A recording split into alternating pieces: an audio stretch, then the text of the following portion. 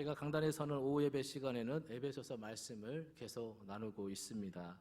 지난 시간에는 에베소서 2장 1절부터 10절 말씀을 통해 우리의 정체성에 대해서 함께 살펴보았죠. 어떤 내용이었습니까? 허물과 죄로 죽었던 우리를 다시 살리신 하나님의 은혜에 대해서 함께 나누었습니다. 오늘 본문은 지난 시간에 이어지는 본문의 내용이 되겠습니다. 여러분, 제가 에베소서 말씀을 통해서 계속 말씀을 드렸지만 오늘 우리가 알고 있는 것처럼 에베소서는 이 시대의 교회를 통해 하나님께서 가지신 계획이 무엇인가에 대해서 우리에게 말씀을 전해줍니다. 자, 그래서 앞에서 먼저 살펴보았던 1장 10절에 이 내용이 나와 있죠. 1장 10절 같이 한번 읽어볼까요? 시작. 하늘에 있는 것이나 땅에 있는 것이 다 그리스도 안에서 통일되게 하려 하심이라. 아멘. 여러분, 이것이 하나님의 아들이신 예수 그리스도가 인간의 몸을 입고 낮고 천한 이 땅에 내려오신 목적인 것입니다. 그리스도 안에서 모든 것을 하나 되게 하신 것, 그래서 참된 하나님 나라를 건설하는 것입니다. 그런데 이 일은 이미 시작이 되었습니다. 그래서 사도 바울은 이들의 마음에 눈이 밝아져서 하나님께서 우리에게 베풀어 주신 이 비밀을 알게 되길 원하며 기도했던 것입니다. 하나님의 능력이 지극히 크신 것을 알게 되기를 기도했습니다. 그 능력이 어떻게 하나님의 역사를 이루어가는가를 2장에서 계속 말씀해 주고 있는 것입니다.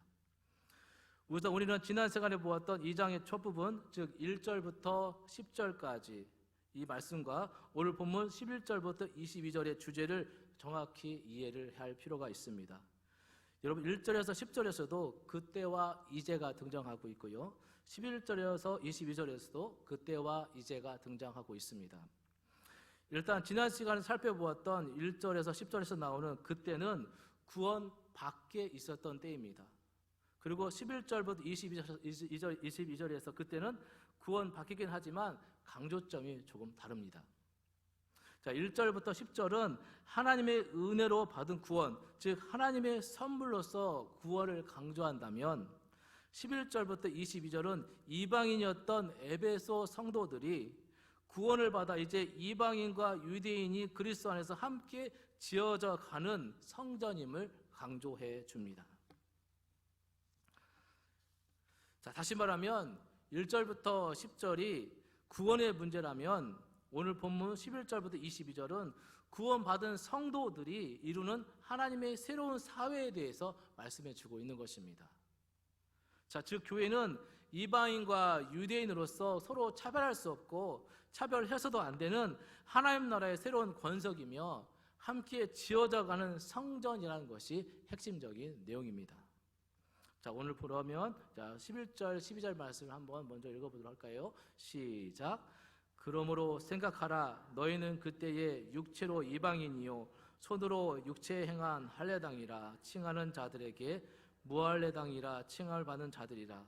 그때에 너희는 있었고 이스라엘 나라 밖의 사람이라. 약속의 언약들에 대하여는 외인이요 세상에서 소망이 없고 하나님도 없는 자이더니. 자, 여러분, 지난주 본문 1절에서 3절 말씀을 다시 되새겨보면 우리는 어떤 사람들이었습니까? 허물과 죄로 말미암아 죽었던 자들이었습니다. 우리는 세상 풍조를 따르고 공중의 권세 잡은 자를 따르며 하나님과 단절되어 있었습니다. 우리는 육체의 욕심을 따라 지내며 육체와 마음이 원하는 것을 하여 다른 이들과 같이 본질상 진노의 자녀들이었습니다. 그러나 그런 우리를 하나님이 그리스도와 함께 살리셨습니다. 이것이 바로 하나님의 은혜이며 하나님의 선물이다라고 하였죠. 선물로 주신 이 은혜로 우리가 구원받았음을 함께 나누었습니다. 그런데 오늘 본문 11절, 12절은 하나님의 은혜의 선물을 받은 구원받은 하나님의 백성들이 세상 사람들과 사이에서 단절을 이야기하고 있습니다.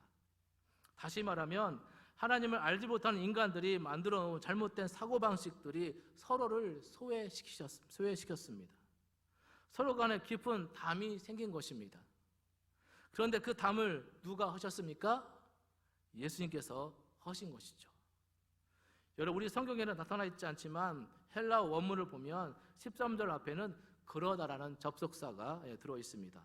그래서 12절을 다시 보면 그때 너희는 그리스도 밖에 있었고 이스라엘 나라 밖의 사람이라 약속의 언약들에 대하여는 외인이요 세상에서 소망이었고 하나님도 없는 자이더니 그러나 이렇게 시작이 되는 것이죠. 그래서 13절에 그러나를 넣어서 같이 한번 읽어볼까요? 그러나 시작. 그러나 이제는 전에 멀리 있던 너희가 그리스도 예수 안에서 그리스도의 피로 가까워졌느니라. 아멘. 그러나 이제는 그리스도의 피로 가까워졌다고 합니다. 이제는 그리스도 안에서 그리스도의 피로 화목하게 되었다는 것입니다. 이것이 그때와 이제의 차이인 것입니다. 이것이 1장 10절에서 걸리는 하나됨의 원리인 것입니다. 이처럼 그리스도 안에서 새롭게 하나 된 사람들이 바로 그리스도이라는 사실을 여러분 분명히 기억하시기를 바랍니다. 그래서 오늘 우리가 읽은 본문에 가장 많이 등장하는 단어가 무엇입니까? 바로 화평이라는 단어 있죠. 여러분 14절 말씀 보시면 14절 같이 한번 읽어볼까요? 시작. 그는 우리의 화평이신지라 둘로 하나를 만드사 원수된 것 곧 중간에 막힌 담을 자기 육체에 허시고. 자, 주님이 우리의 화평이심을 말해주고 있지요. 그리고 15절 같이 읽습니다. 시작. 법정으로 된 계명의 율법을 폐하셨으니 이는 이 둘로 자기 안에서 한 세 사람을 지어 화평하게 하시고. 자, 둘로 자기 안에서 한 세 사람을 지어서 화평하게 하셨다라고 합니다. 그리고 16절 17절이요. 시작. 또 십자가로 이 둘을 한 몸으로 화목하게 하려 하셨습니다. 원수된 것을 십자가로 소멸하시고 또 오셔서 먼 데 있는 너에게 평안을 전하시고 가까운 데 있는 자들에게 평안을 전하셨으니. 자, 가까운 데 있는 자들과 멀리 있는 자들에게 모두 평안을 전해서 이 둘 모두가 하나님과 화평하게 하셨음을 말씀해 줍니다. 자, 이것도 오늘 본문에 이 화평에 해당하는 헬라어는요, 에이레네라는 구약의 샬롬에서 유래합니다. 샬롬은 전쟁이나 적대 감정의 부재뿐만 아니라 인간 삶의 총체적인 행복과 평안을 의미합니다. 그러나 본문의 문맥에서 이 화평은 인간이 가지고 있는 적대 감정의 소멸이라 말할 수 있습니다. 자, 어떻게 이 일을 이루셨습니까? 예수님이 중간에 막힌 담을 허셨습니다. 둘로 하나를 만드셨습니다. 예수 그리스도께서 십자가에 죽으심으로 이 일을 성취하신 것입니다. 여러분, 예수님 당시 성전에는 이방인의 뜰을 둘러싸고 있는 담이 있었습니다. 그래서 이방인들이 더 이상 성전에 접근하지 못하도록 막는 이 엄청난 장벽이 있었습니다. 그렇기 때문에 하나님을 알고 싶어서 다가온 사람들도 이방인의 뜰에 있는 엄청난 담에 마음이 눌렸을 것입니다. 그런데 이 유형의 담보다 더 크고 높은 담이 있었는데 이것이 바로 율법입니다. 사실 이방인의 뜰을 둘러싸고 있는 이 담은 유대인들이 가지고 있는 율법, 정확히 말하면 율법에다가 자신들이 만들어 놓은 조항들을 덧칠한 그 우월감을 겉으로 나타난 것에 불과했습니다. 그러므로 이방인의 뜰에 둘러싸여 있는 담은 상징적으로 유대인들의 잘못된 율법관을 드러내주고 있는 것이죠. 그래서 읽었던 15절에 원수된 것, 그 법조문으로 된 계명의 율법을 자기 육체로 폐하셨음을 말씀해 주고 있는 것입니다. 그래서 이 율법을 폐지하심으로 더 이상 유대인들이 그것을 가지고 우월감을 가질 수 없게 만들어 주셨습니다. 그 조항들을 지킴으로 하나님의 백성이 되는 것이 아니라고 예수님께서 가르쳐 주는 것입니다. 그러나 여러분, 이 말씀은 율법 자체가 없어졌다는 것은 아닙니다. 율법이 폐지되었다는 말씀은 더 이상 그것이 구원의 조건이 될 수 없다라는 것이죠. 그러니까 유대인들이 생각했던 것처럼 그런 율법을 가지고 있기 때문에 우리가 우월하다는 생각이 폐지된 것입니다. 더 이상 율법을 지킴으로 구원받는 것이 아니기 때문이죠.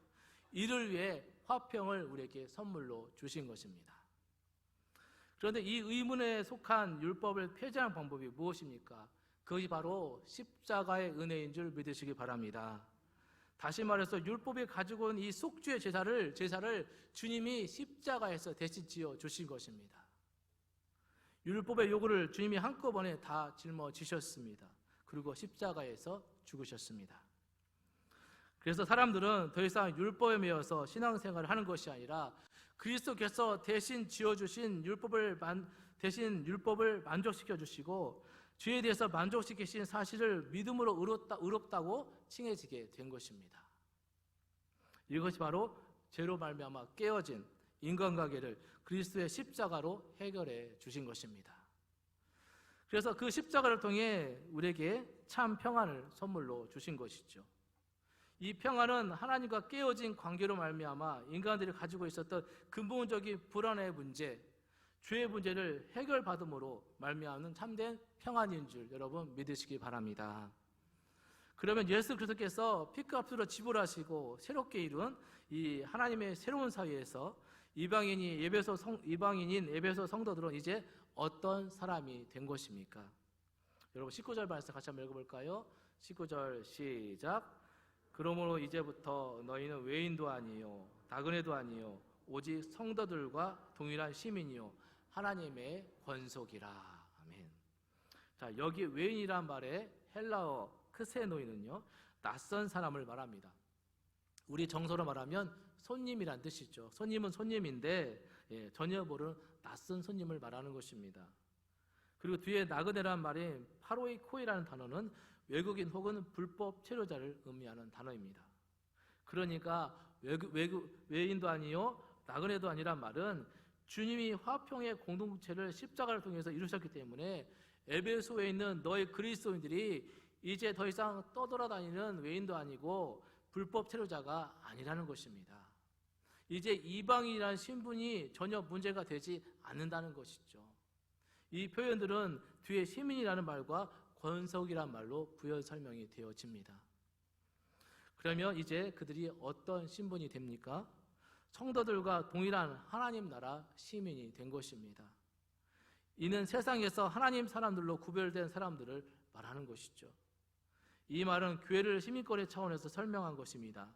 다른 말로 말하면 교회를 하나님 나라의 측면에서 표현하는 것입니다. 여러분 시민이란 말이 가지고 있는 의미는 정치적인 소속의 문제를 이야기합니다. 교회는 누구의 통치를 받는가 하는 통치권의 문제를 다루고 있다는 말씀입니다.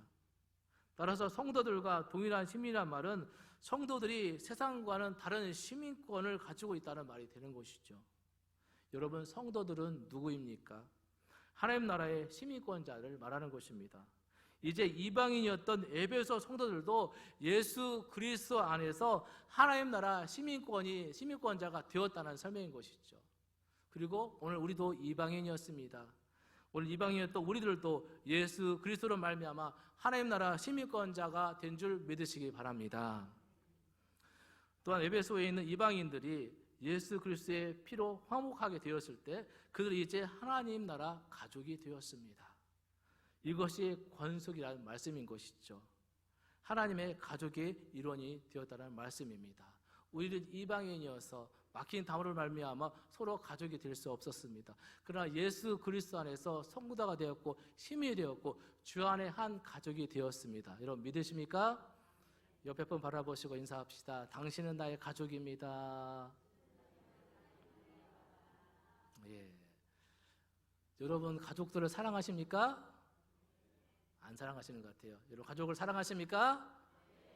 우리가 주 안에 한 가족이면 옆에 분을 사랑해야겠습니까? 사랑하지 않아야겠습니까? 한 번 더 인사합시다. 당신을 사랑합니다. 예. 제가 신방 중에 어떤 분의 간증을 들었습니다. 학교에서 급식을 하시는 분이신데요. 어떤 여자아이가 와가지고 이렇게 이야기했답니다. 한 주간 잘 계셨죠? 죄송합니다. 예. 정말 하나도 모르는 꼬마 여자아이가 와가지고 그분에게 와가지고 배식을 하고 있으니까 한 주간 잘 계셨죠? 라고 인사했는데 그 마음이 너무 반가웠고 너무 좋았대요. 누군가 나를 알아주고 나에게 인사를 한다는 것. 한 주간 힘들었던 삶 속에서 교회를 왔는데 어머 권사님 잘 지내셨어요? 집사님 잘 지내셨어요? 너무너무 보고 싶었어요. 이렇게 인사하는 게 가족의 모습이 아니겠습니까? 이방인이었던 에베소 성도들이 예수 그리스도 말미암아 정말 하나님 나라에 떨어져 있었지만 이제 주 안에 들어오다 보니 이렇게 사랑의 가족으로서 화평을 누리게 되었다는 것입니다. 예수 그리스도를 말미암아 화평을 누리게 되었다는 것입니다. 할렐루야. 우리 영암교회 안에서 주 안에 한 가족이 되었기 때문에 이렇게 화평과 사랑을 나누는 믿음의 공동체가 되기를 주의 이름으로 축복합니다. 여러분, 시민이란 말이 국적이라면 이 권속이라는 말은 관계를 설명하는 그림입니다. 교회를 가족이라고 표현한 것은 성도들의 관계의 질적 측면을 말해주는 것이죠. 교회는 그리스도께서 십자가의 피값을 지불하셔서 새롭게 형성한 또 하나의 가족이라는 사실입니다. 그러면서 사도 바울은 이 관계를 다시 성전으로 이제 설명을 합니다. 함께 지어져 가고 있는 성전이라는 것이죠. 아직 하나님 나라는 건설 중에 있습니다. 그래서 하나님의 성전도 지어져 가고 있다라고 표현하는 것입니다. 여러분, 성전은 어떤 곳입니까? 하나님의 궤가 있고 하나님께서 임재하셔서 백성들과 만나 주시는 곳입니다. 그러나 요한계시록 3장 20절이나 요한복음 15장 5절 7절 이런 곳에서는 예수 그리스도께서 우리 안에 계신다라고 말씀해 주고 있습니다. 이것을 사도 바울은 고린도전서 6장 19절에서 우리를 성령의 전이다라고 말씀하고 있습니다. 이런 표현들이 의미하는 말은 무엇입니까? 지금 하나님이 어디에 계신다는 것입니까? 우리 속에 역사하고 계신 줄 믿으시기 바랍니다. 따라서 구약의 성전은 지금 우리 시대에 더 이상 건물로서 성전을 의미하지 않는다는 것이죠. 바로 성도들을 일컫는 말이 된 것입니다. 그래서 본문 20절에서 이렇게 말씀하고 있습니다. 20절 말씀 같이 한번 볼까요? 시작. 너희는 사도들과 선지자들의 터 위에 세우심을 입은 자라. 그리스도 예수께서 친히 모퉁이 돌이 되셨느니라. 아멘. 따라서 사도 바울이 말씀하고 있는 성전은 콘크리트와 벽돌로 이루어진 건물, 성전을 의미하지 않습니다. 예수님은 요한복음 2장 19절에서 너희가 이 성전을 헐라라고 말씀하셨습니다. 예수님께서는 자기가 헐겠다라고 결코 말하지 않았습니다. 그런데 이것이 와전되어서 나중에 예수님이 성전을 헐겠다고 했다는 억지 죄명을 덮어씌워서 십자가에 못 박혀 죽게 만든 것입니다.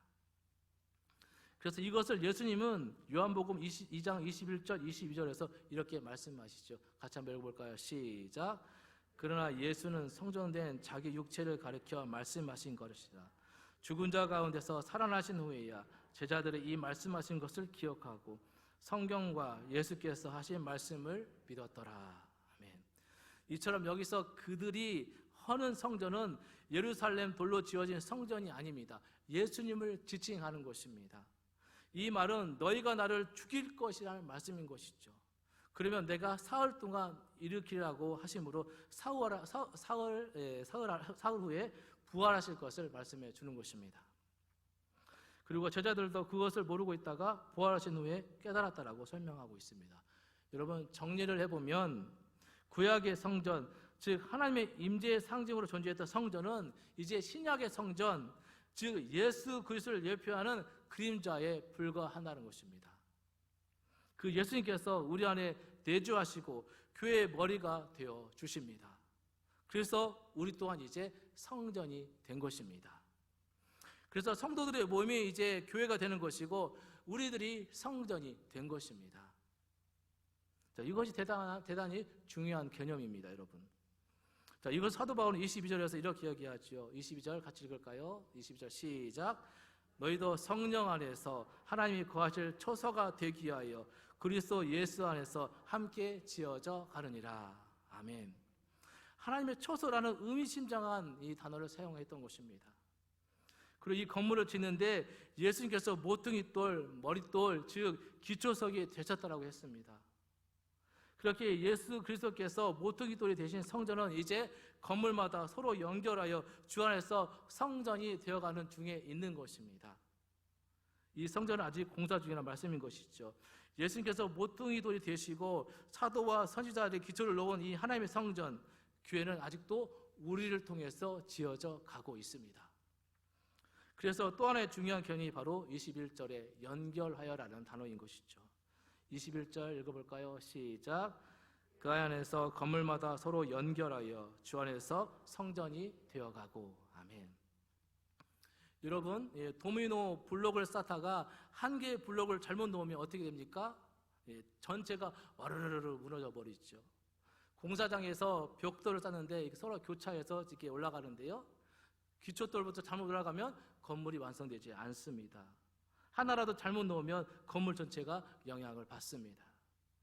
그러므로 본문은 아직도 성장하고 있는 교회를, 그리고 기초의 중요성을, 서로 연결되어 있는 교회의 모습을 우리에게 보여주고 있는 것입니다. 그 연결의 농도는 가족이란 말로 표현되어 있습니다. 따라서 건물에서는 하나라도 잘못 연결되면 안 된다는 측면을 우리에게 말씀해 주고 있는 것이죠. 결국 이 말씀을 통해 인간들이 잘못된 신학과 교리로 높은 담을 쳐놓고 이방인과 유대인들을 구분했던 그 막힌 담을 예수 그리스도께서 헐어버리셨다라고 우리에게 분명하게 말씀해 주고 있습니다. 그래서 사도 바울은 한 세 사람을 지으셨다라고 한 것이죠. 그들은 함께 지어져가고 있는 성전, 권속입니다. 더 이상 외국인과 나그네가 아닙니다. 이제 그리스도께서 화평이 되어주셔서 둘로 한 세 사람을 지어주셨고, 그것이 바로 교회인 것입니다. 그래서 우리가 이룬 교회는 모든 막힌 담을 헐어내고 함께 지어져가는 하나님 나라 권속들임을 분명히 기억하시길 바랍니다. 하나님 나라의 가족이 된 것입니다. 예수 그리스도께서 십자가 이루신 화평이 바로 그것을 이루어 주신 것이죠. 오늘 우리 사회는 1인 가구가 늘어가고 혼밥족이 늘어가고 있다고 합니다. 사람 대신 반려동물과 심지어 반려식물과 대화를 한다고 합니다. 컴퓨터와 대화를 하고 사람과 사람이 만나지 않는 사회 속에서 살아가고 있습니다. 그늘의 고독사가 증가하고 자살률이 늘어가고 있고, 자살률 세계 1위를 우리가 달리고 있습니다. 그런데 하나님은 교회가 사람과 사람이 서로 함께 지어져가는 성전이다라고 우리에게 말씀하여 주십니다. 화평한 사람들의 공동체이며 권속이라 말씀하여 주십니다. 가족이라 말씀하여 주십니다. 그래서 교회는 이런 모든 외로움과 아픔을 치유하는 그런 공동체로 존재해야 한다는 것입니다. 그러므로 바라기는 오늘 우리 영암교회가 이런 화평의 공동체, 가족으로서 공동체를 회복하는 은혜가 있게 주의 이름으로 축복합니다. 우리뿐만 아니라 가족이 누리는 것이 아니라 우리 주변의 이웃들 가운데는 소외되는 백성들은 없는지, 우리 구역 안에는, 우리 교회 안에 정말 평안이 필요한 그런 이웃은 없는지 늘 살피시면서 주 안에 한 가족으로서 교회를 세워가는 우리가 모두가 되었으면 좋겠습니다.